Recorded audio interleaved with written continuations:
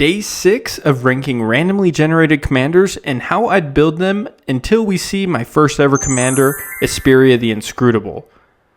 Okay, we got Yoshimaru Ever Faithful, and this RNG only gives the commander, not any partners, so this is going to be for Yoshimaru Ever Faithful just by itself, with no partners.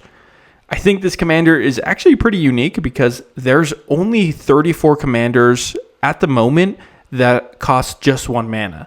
So you can always depend on casting your commander on turn 1.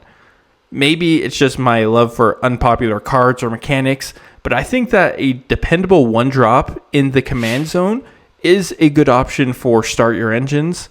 Unfortunately, there isn't many options in mono white, but we do have the 3 lands. I've actually had major success with Racer's Scoreboard, which people have always been surprised by.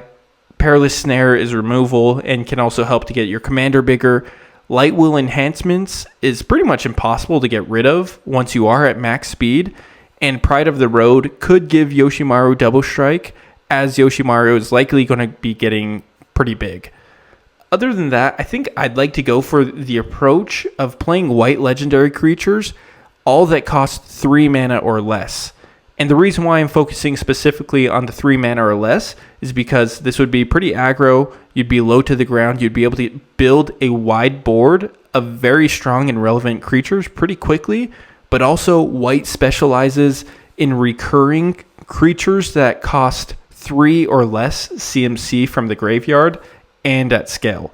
So you'd be pretty pesky and very hard to remove permanently unless someone's playing Farewell. Yeah, that always sucks.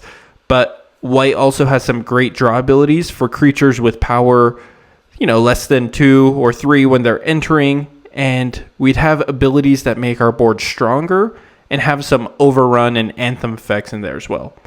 I think this could be a fun deck, and I actually need a mono white deck. So I'd put this at number 2.